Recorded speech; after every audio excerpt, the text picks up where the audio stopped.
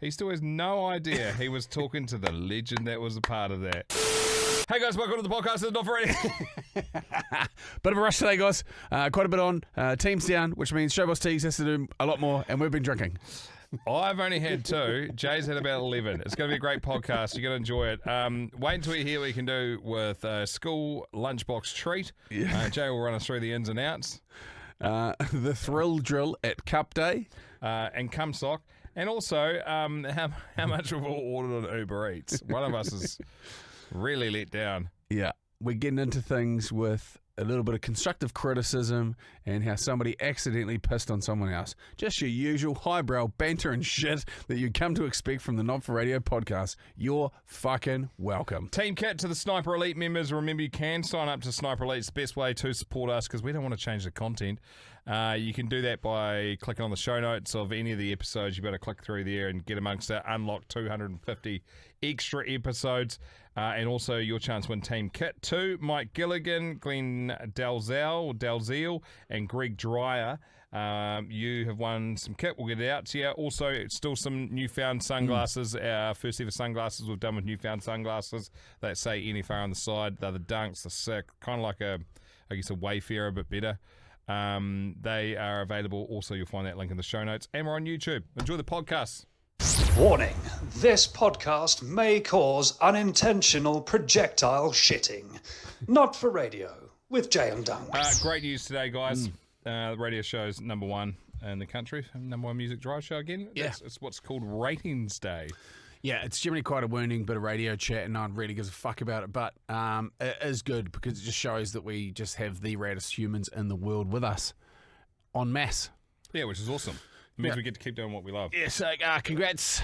Cheers, mate. Skip, congrats, Showboss Teagues. Great day. And Lee also had a tremendous ratings for his show, midday till 3 on the rock as well. So fucking carpi Lee. Yeah, it's a bit of a celebratory session one today. So see how this goes. I've got a voice memo here. Jay, Aaron here from Australia. I am baked out of my fucking mind listening to your podcast, and I can't tell if it's me or if you guys have done something wrong, but why the fuck do the podcast logos for both Not For Radios look exactly the fucking same? Make them different so I know which one. I'm a sniper member. Change your shit up, cunt. What the fuck?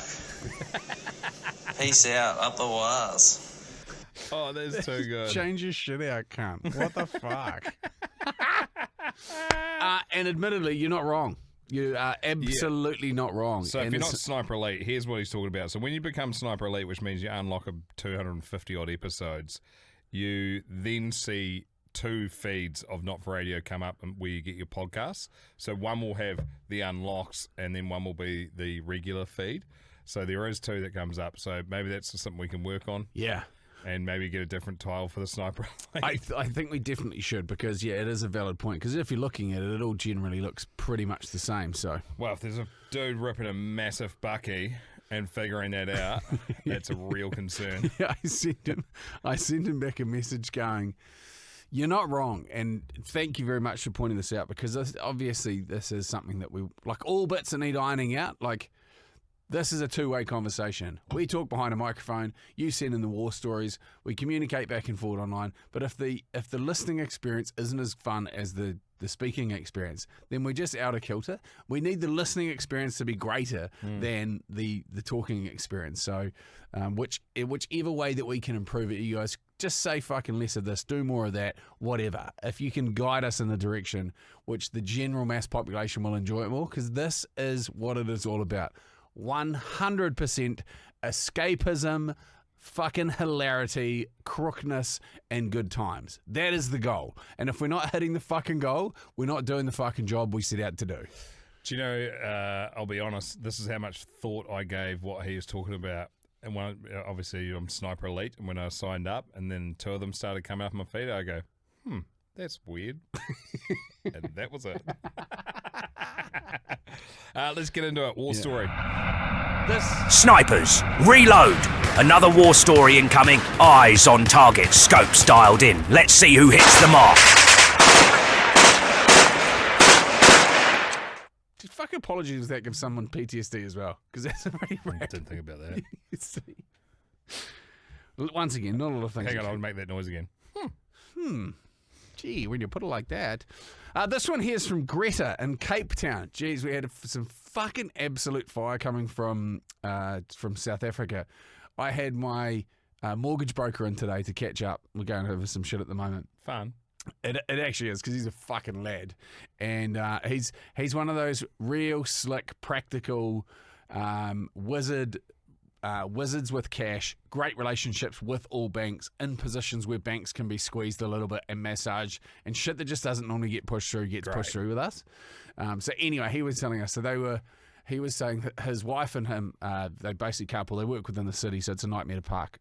She gets a free car park as a part of where she works. So he jumps out and goes into his building, and they were driving home and heard the Malteser story. And he was like, because I haven't seen him in ages, and he was like, fuck me. She pissed her pants in the car. He pulled over and fucking pissed out just as he was hopping out of the car because he was laughing so much, and lay on the ground thinking he was having a cardiac arrest because he couldn't breathe properly.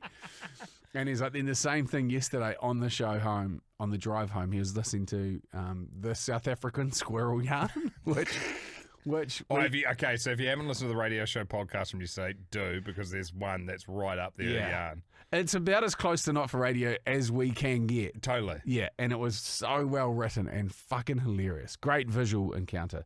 This one, however, is from Greta in Cape Town under There's Nobody Else Like Me category. I once pissed on someone and I still don't know who. One of the greatest openings to a story. Very many years ago, and I'm talking about 40, I visited a new boyfriend on their very remote family farm in southern Africa. There was no indoor plumbing or electricity. I needed the loo in the middle of the night, so lit a candle to visit the outhouse, which in itself is such a fucked concept, eh? Yeah, crazy. In Africa. Well, if you didn't have plumbing. Yeah. As I went out the kitchen door, the candle blew out, but since there was a full moon, I made my way to the outbuilding without too much hassle. I opened the door, felt my way along the wall to where I knew the toilet was located, pulled down my pajama pants, sat down and started to piss before realising someone was already sitting there.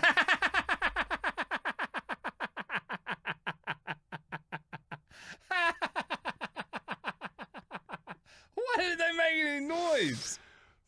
Would you?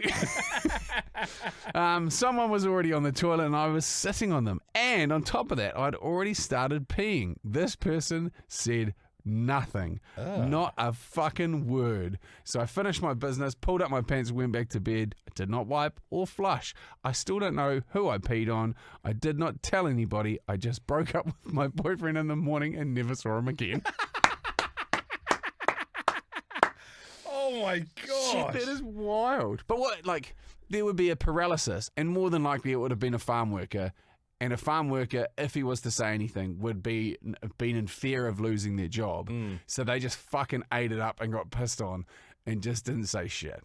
Either that, or as someone that's into water sports and they had the greatest fucking night of their life. Might have been the boyfriend snuck out before he knew exactly how to get there, and they've been looking forward to that. Atta boy. Not in the similar vein, but in a similar vein in terms of people working in your house. So my wife and her family would travel as a part of staff, travel all around the world, and her father was friends with a captain for Air India. And so when they went to India, because she has heritage there, one of the places that they stayed was with this guy. Now, in India, you can imagine the disparity in the wealth sectors throughout the country. Oh, yeah. It'd be enormous. From the 8th richest man in the world living there to the very poorest of poor people that live there. And in between, there's sort of different class systems as well. So anyway, they went and stayed at his place. And his place, like, he was on good money, like really good money. And so he had what would be considered a probably average-sized house in New Zealand, but that's McFucking-mansion in Delhi where he lived. And he also, as a flex, because you don't normally have enough money to feed yourself, as a flex, he had 2 fucking St. Bernards. Oh, wow. And so if you want to really flex in India, you have something that's fucking never going to work for you and pay you back, and you feed that motherfucker. And that's the ultimate flex. And he had 2 of these big fucking things. Anyway, the house wasn't that big. They'd tear the place to bits, but they also had 4 or 5 staff that were there. And so they would basically wash you would like a glass of water. You get up and they like sit down and go and get you a glass of water inside a house that would be like say similar size house to yours. Yeah, crazy. Fucking 5 staff in that. And so anyway, middle of the night, father-in-law gets up to fucking have a piss and go and get himself a glass of water. So he walks into the kitchen. He's fucking stumbling his way through and just fucking feels body after body underneath him on the fucking kitchen floor and not a word. He just bins it and he can hear air like a out of people and nothing, not a fucking peep. And so he's like, that is fucking terrifying. Maybe I'm having a dream. And so he has a glass of water and then fucking over fucking people back out of the kitchen and back into bed and woke up my mother-in-law and was like, I'm pretty sure I just fucking fell on some people and stood on them and they didn't say a fucking word. I don't know if they're dead bodies or what the fuck's going on. So lock the door and I'll fucking check it out in the morning. Gets up in the morning, goes into the kitchen, not a fucking person to be seen. And he's like, what the fuck happened? So he goes to his captain mate who owns the place. I came out to get a drink of water last night and I fuck it. And he's like, what are you doing getting out of bed? You just stand at the door and say, I need a drink. And they'll bring you a drink. Piss my dick. That's pretty much it. So the staff sleep in the kitchen on the floor on these mats and then fucking pop up in the morning and start making breakfast. But if they make a fucking sound when you bump into them, they're not allowed to make a sound. So he trod all over these poor fucks. Fuck. Yeah. He's like, oh my God. Oh, what's that sharp bit? Is that someone's teeth on my toes? Yeah, but if they make a noise, they're gone. It's so crazy. It's hard to wrap your head around the different sorts of lives that people are living across the globe. Exactly. And the hands you've been dealt. Like, you don't get to choose who your parents are. You pop out and you fucking deal with what's in front of you. Yeah, it is a game of choice. Like, you don't know, obviously you got a little bit of genetic marking that'll probably put you in a certain part of the world for the most part. But, yeah, if you pop into some of those sort of setups, fucking, it's so gnarly. So gnarly. Have you ever thought about the fact that once, let's say 200, 300, 400 years' time, everyone bangs, everyone will just have like quite an even tan across the globe? Yeah, it'll mix it up. Yeah. I'm It'll just looking be a forward to nice it. summer. People will look summer tan all year round. You won't be here. Fuck no. But it'll be good because you won't be able to be like, you're from there. Yeah, everyone will They look. will remove all of that. Yeah, so that's part. I literally one of the probably attributing factors to me marrying my wife is that she has great skin color, and I know that I don't. Yeah, so I'm put that as a part of the breeding program. That's what I implemented it. Excuse me here. Would you just like to fill out this form? This is my breeding program. I wrote It from is. age 14. A few things you'll know have been crossed off, but a lot of them are the same because I'm still fucking horny. Yeah, she has great skin, as in like not prone to acne at all, and she has a great tan. Whereas I am like a fucking meat lover's pizza with barbecue swirl and red, if not white, or peeling somewhere in between. Is anybody else red in your family? Yeah, the old boy. Oh, I guess he is a little bit. In summer. Well, no, he's fuking red. As soon as he starts moving, he goes fucking red. Yeah. But I'll go down. So Fuck, I had my first sauna in ages back to the gym today. And it was quite funny because I've got that app. Remember, I overpaid for the app and then it refreshed another $170 or some shit? Perfect. Actually, I'm going to give it a plug because it's called Fitify. Fucking unreal. Knew that it goes, oh, you haven't been for a while. Why is this? Ask the reasons. And then it goes, would you like me to continue the program? And I was like, yeah, fuck it. I'll just bite off a bit and then hurt for the next few weeks. He goes, do you want me to modify and ease you back into it? I was like, yes. And I feel fucking great.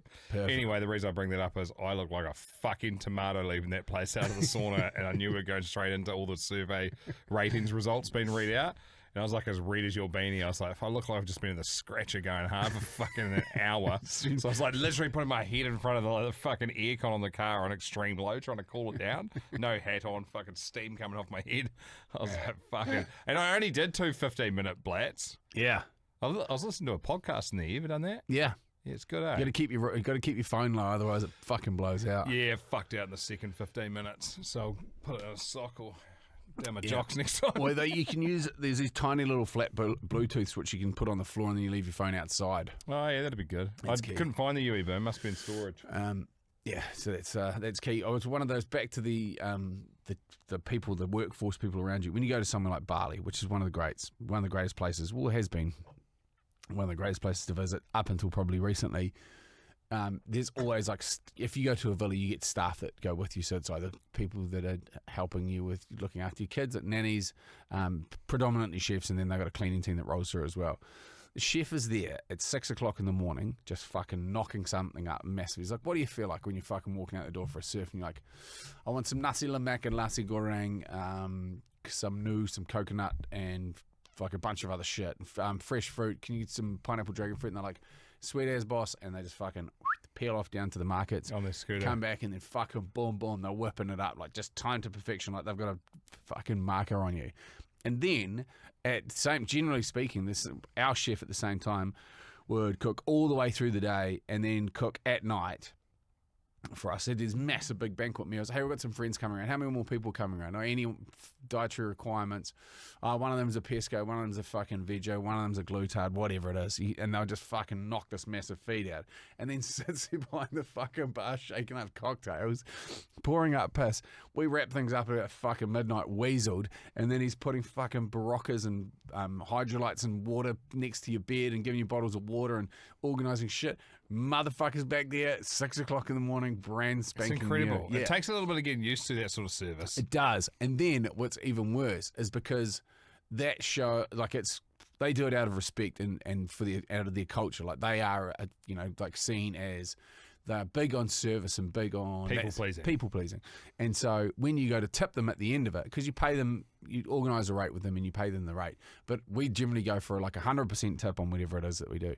Because 100% of whatever you're paying is fucking nothing compared to what they put out anyway. And they just don't accept it. So we've come up with crazy ways. Of getting around it. And so you basically find out their bank accounts that you pay into in the first place, and then you fucking double pump it. Because normally they don't have like a taxation system where people go through their bank accounts. Nah, not at all. And so when you're trying to hand it to them in cash, which is generally the easiest way to deal with things, you just fucking thump it into their bank accounts, and there's nothing they can do about it because you can't reverse money out of a Balinese bank account. Which is a great, I mean, you've been there many times, so you know, which is a great way to operate. I mean, I think most people that realise when they go to places like that they're extremely well off compared to other people, then you're more than happy to do it. Like, even I'll know to do it, tip way harder next time and stuff, because you don't realise how much $20, $50 here and there will mean to them. Like, that's like an entire month's wages. Mate, the average wage is like $6 a day. Kiwi. Yeah, that's crap. And that's if you're going good. And so it's like our nannies would be like $20 a day. And the chef, you'd pay for all the food, but the food's fuck all. And then the chef would be like $100. Amazing. Yeah.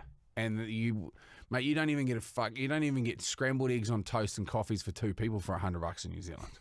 Yeah. It's fucking brutal. I couldn't even tell you the last time we went out for breakfast. Couldn't even tell you. This morning. You? Yeah. Oh. Fucking hell. Oi, should we do, I reckon I'll be bad. Do you want to go on Uber Eats and see how many times I've ordered Uber Eats? You know how we did the Uber one the other day on the show? I order way more Uber Eats than you at work because I'm fucking time poor. You have ordered Uber Eats 140 times. Is that good or bad? I'm 72.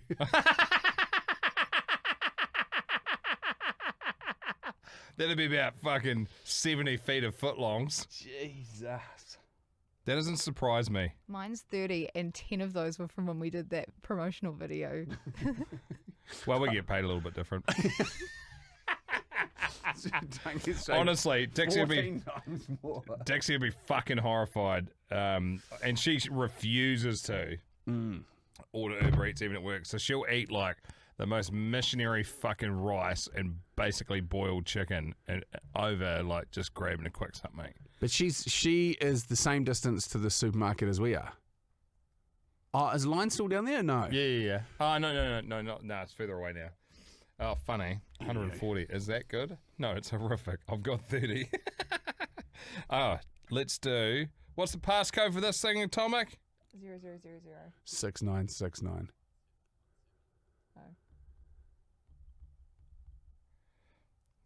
Oh, fuck off, mate. Fuck. is going to suck to edit. Attention, snipers! Gear up and hold your positions.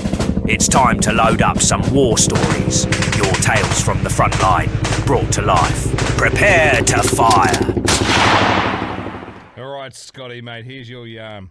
This true story happens a long, long time ago in a galaxy very close to this one. The scene is around 23 years ago on the second Tuesday in November, the New Zealand Trotting Cup in Addington Raceway, Christchurch. I'd been seeing this girl for about 18 months and we were going to Cup Day, but this year we went all out. New slacks and knickers all round. Champagne breakfast at Noah's Hotel and a bus to the Lindau lawn, which is like the bougie lawn, one of. It's just to paint the picture, having been to race meets across the country and across the southern hemisphere, and I'm using sort of Melbourne Cup as an example. The trots is slightly lower than, what is it, Cup Week? Is it part of Cup Week? It is part of Cup Week. Anyway, yeah. So you turn up there, there's a large proportion of the people are in fucking poorly fitted suits, oversized shirts, shit ties, and they're wearing fucking DC skate shoes or Osiris's underneath them. That's awesome. Yeah, it's full like, it looks like everyone that went to a school ball and when they're 16 has turned up as an adult to the races. I love it. We might be going again this year too. Now, all this took place when the lawn was actual lawn. It had bands playing, what seemed like no alcohol limitations, and the fun police had yet to be appointed. The afternoon wore on, and our friends with their ringleader, let's call her Jo, because that's her fucking name, were getting absolutely flooded, drinking bubbly wine in the sun. Jeez, the girls cop it, eh? It's impossible to hold together drinking bubbles. And marinated themselves from the inside out. With our mates in various stages of consciousness, my lovely lady and I were drinking and dancing on the lawn. Now, my missus was further down the yellow brick road to Drunk City than I thought, and was starting to dance very provocatively. Provocatively. I was loving it. At this point, I've stopped dancing and beer in hand, just enjoying the show. This is where shit gets interesting. Treating me like I'm the pole at the local nude bar, she starts running her hand around the old thrill drill. Thrill drill is a beauty. And guess what? The fucker stood to attention. She's hammered and ready for anything and starts unzipping my drawers. To this day, I'm sure she thought that because we were standing in a lawn with hundreds of other random race fans, I would put a stop to this and preserve our dignity. I did no such fucking thing. And let her carry on seductively removing my faithful teeth whitener from its safe place. Then holy fucking moly, she drops to her knees and starts the mouth to south resuscitation. I am fucking peaking. And most people walking past haven't even noticed straight away. What a day to be alive. So after a minute or two, she stops. We don't have a crowd yet, but she carries on, and there's only one place the All-Star Breakfast is travelling, and that's not on her agenda. I zip up and take another chug from my beer. Help her to her feet and listen to the applause from the few people stumbling past that have noticed what's going on. You think that would be where the sexy tail ends, eh? Well, listeners, get your ear holes ready for this. 3 or 4 days later, I was at work minding my own business when a customer came in. Not a regular, but he'd been in enough to know that I was most of the sales guys' names.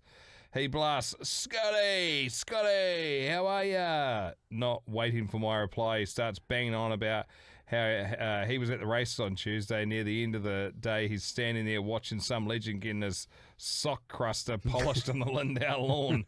Holy fuck, he carries on. You wouldn't believe it. I've never seen anything like it. I looked at him and said, bullshit. How fucked up were you? That shit doesn't happen in the middle of the fucking races. He's like, nah, man, it fucking happened. Oh, I seen it. Righto, I say, if you reckon. I gave him his parts and he smiled and said nothing more. He still has no idea he was talking to the legend that was a part of that. Guess what? Married her and been together 26 years. 2 kids in total. A lot of yarns together. Keep cracking us up, Scotty. Fuck, what a legend. Fuck, that is a bit of fun. You wouldn't be able to get away with that now with phones. Nah, not with phones, you couldn't. But that's good shit. I think that's the thing, is it? The old sock cruster getting dealt to. Thrill drill. That is a fucking class A lesson on how to write the yarn for Not for Radio, eh? The teeth whitener. Oh, amazing.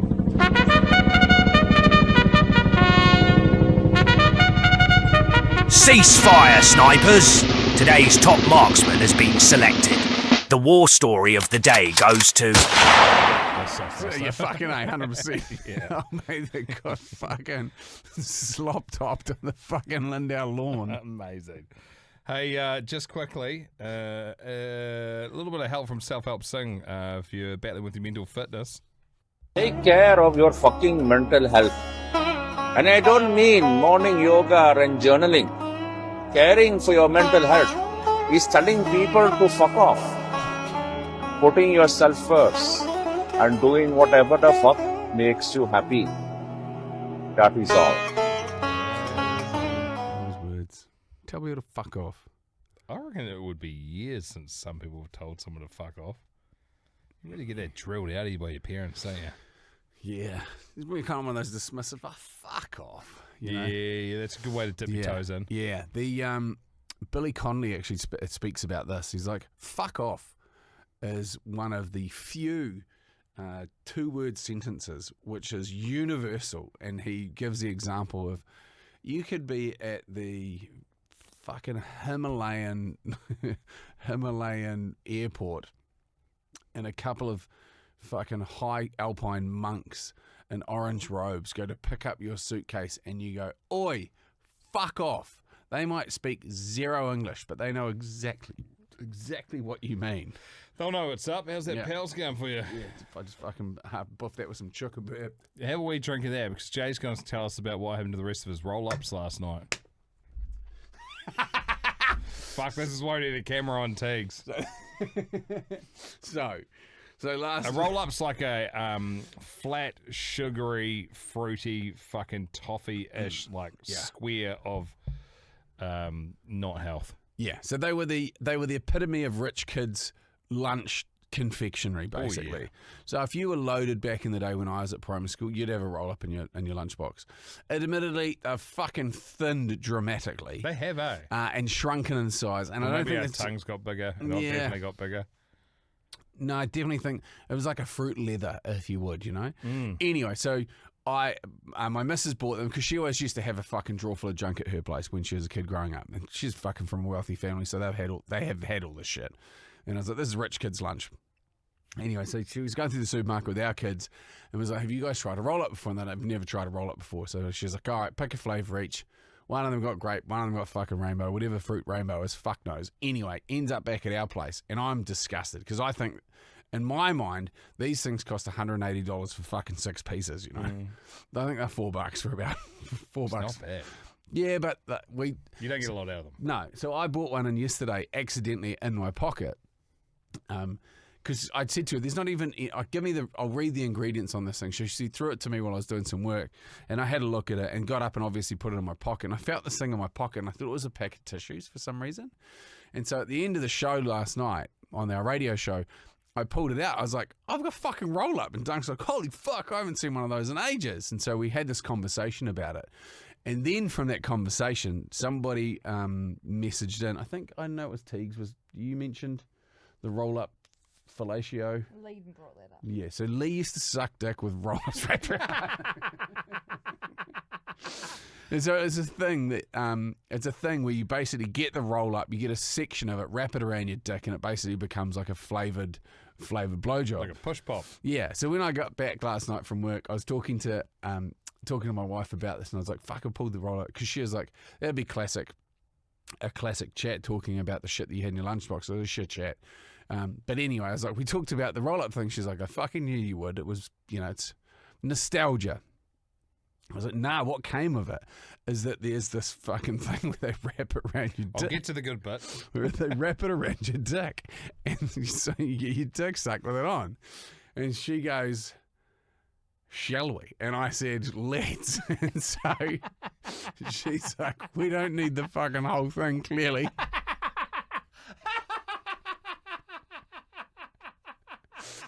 And so we trundle off upstairs.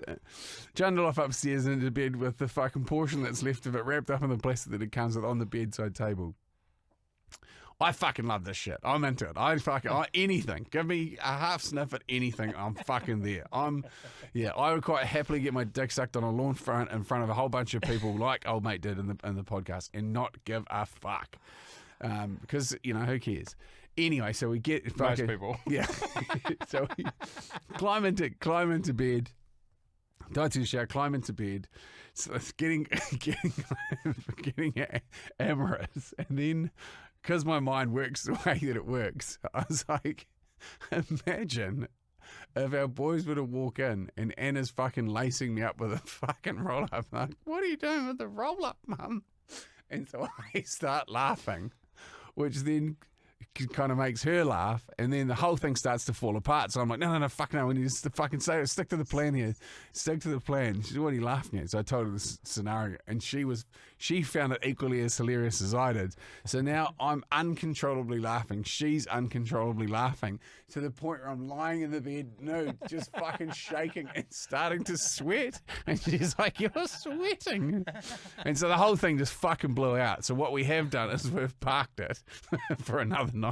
So it's still rolled up in this time. And the drill with it. Get a wee lunchbox for your bedroom. Oh, fuck. Oh, that's good. Yeah, so I called Dunk. We're talking to Dunk this morning, and I was like, "Fuck, have I got a story for you?" And he goes, "You knocked over the rest of those roll-ups, have you?" And I was like, "Fucking got it in one." So I will report back. I will report back. There was a small part of me that was like, please say you didn't half use it. It was on the bedside table and one of your kids ate it. Yeah. Worst case scenario. Fuck, it was like I haven't laughed that hard with my wife, and I couldn't even. So ridiculous. It was so ridiculous, and it's sort of I love that uncharted territory, the fumbling of it all, and then the fucking hilarity. Just the rip. We ain't gonna need it all. Both were like just crying with laughter, and I was literally sweating, fucking sweating. It was that funny. Yeah, that's the best. Oh yeah. That'll do for today, guys. I reckon we've got a radio show to go and do. That's a hell of a bit to end on. I wonder if there's anything similar in the UK or Australia. There's got to be. There will be. It's like crack for kids. Yeah, there's another and grown men. Yeah, and once again, I think it's just probably can't be good for you wrapping that much plastic. I suppose it is. What have you up to for the rest of your day? Cheers for listening. We're going to go grab another one of these. Empty. Yeah. Go well. Go long. Go deep. And up the wires, holy fuck! I just second on the table at the moment. Second on the table, and the Panthers game, which is in 6 weeks' time, has just sold out today. Oh. Like everything's sold out. They're going back-to-back sold-out seasons at this rate. Amazing. Which is the first NRL club to do it, ever. I think, fucking ever. Incredible. What a time to be alive. Excellent, eh? Have a great rest of your day. All right.